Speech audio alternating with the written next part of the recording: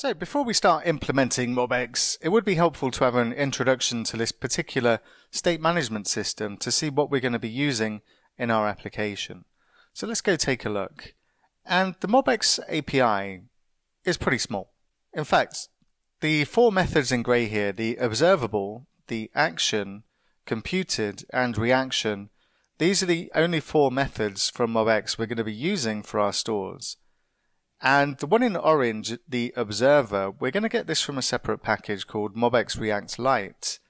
And this provides a higher order component. And we can use this higher order component to make our React components observers of our store.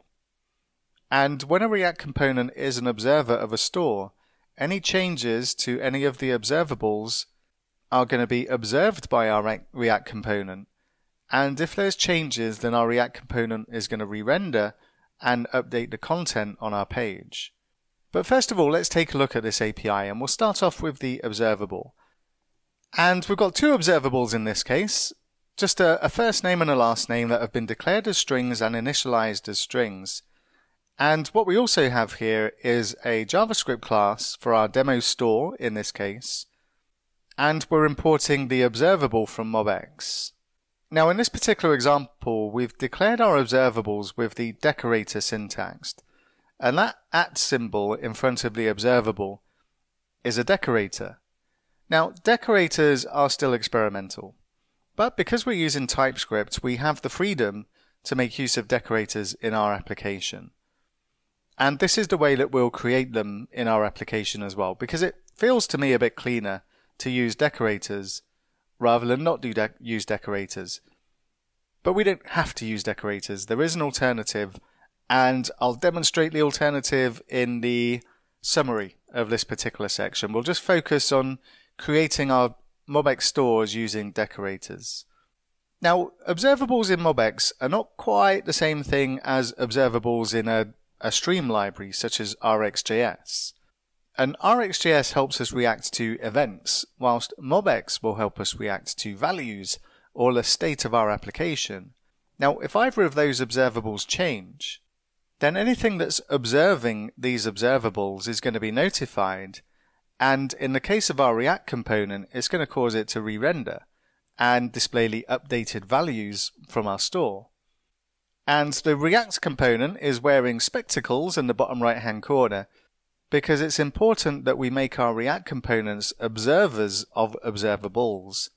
Now there's another package that we're going to install as well as MobX called MobX React Lite, and this provides us with a higher order component that we can use to turn our React components into React components that are capable of observing observables. And that's the way that we're going to connect our components to the store. Well, two ways in fact, because also in this particular class we have an export default, and we're creating a context and creating a new instance of our store that we're storing inside the React context. Now we'll talk about the React context very shortly, but for now, just consider the React context as a place that any of our components have got access to, and if we wanted to store some kind of state that any of our components can access, then React context lets us do that. So those are observables, and we also need a way to change observables. And for that, we can use a MobX action. And actions are anything that allow us to modify the state. Now we use actions when we want to modify our observables. And in this case, we have an action called setFirstName, which takes a name as a string as an argument. And then it sets the first name observable to the name we pass in as an argument. Now what's important to note here is that we are mutating states. And this is one of the key differences between a library like MobX and a library like Redux. In Redux, this is not possible. You can't mutate state in Redux. In fact, you can't even mutate state in React. But MobX has been designed so that in order to update an observable, we have to mutate state. This is how the system works in MobX. And the recommendation is the code would work if we didn't have the action decorator there. But it is recommended from MobX that anything that modifies an observable or has side effects is decorated with the action. And that's because actions will batch mutations and only notify computed values, which we'll talk about next, after the outer action has finished. So we get better performance if we decorate our functions that modify observables if we use the action decorator.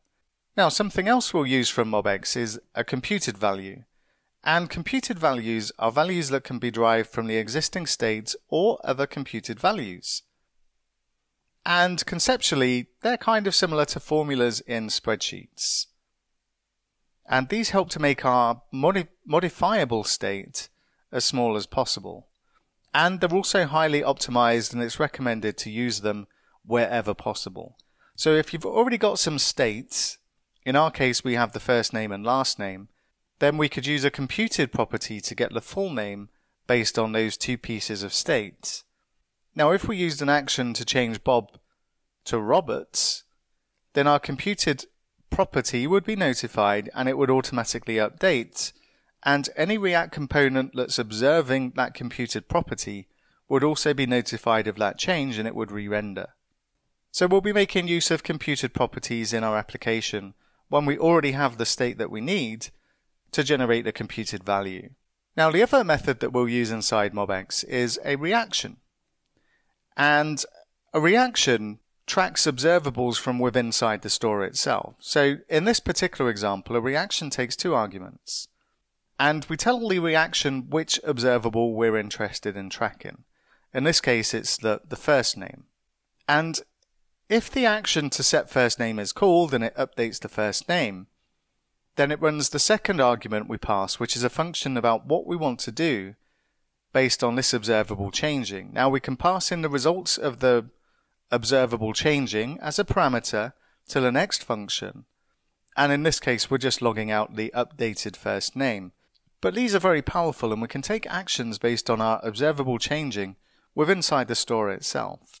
So the other thing I mentioned earlier was the React context. And where do we store our stores? How do we access our stores from anywhere else in our React application without passing it down as props?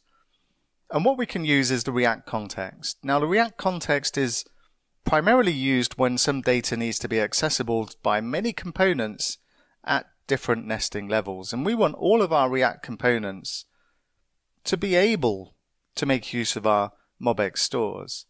That doesn't mean that we're never going to pass down props to a child component. We will do sometimes, but more often than not, we're going to access our MobX stores directly from our React components. And by storing our store in the React context, then we have access to it from anywhere. Now, what we can use inside our components is we can make use of the context by using a React hook called useContext. And then we pass the name of the property that we want to access from the context as a parameter to useContext, and then we can store that in a variable for use in our application. And in the second highlighted line here, all we're doing is destructuring the two properties from the demo store so that we're able to use them inside what we're rendering on our page. And there's just one more thing that I want to mention before we move on and start getting our hands dirty with this, and that's the observer. This is one of those things that's really easy to forget, because you don't see any errors if you don't add an observer, but if you don't make your React component an observer of an observable, then your React component will not be notified of any changes to that component. And what we need to do so that our React components can be notified of changes is to make them observables, or observers. And what we can use is the observer higher order component from MobX React Lite. And the observer is a function that takes another function as a parameter. And the parameter that our observer is taking in this case is our React component. And what our higher order component, this observer, does for us is it returns a new component that has the capability to observe observables. So now we've looked at the concepts of MobX, we're actually going to start using it in our application. And we're going to take a look at that next.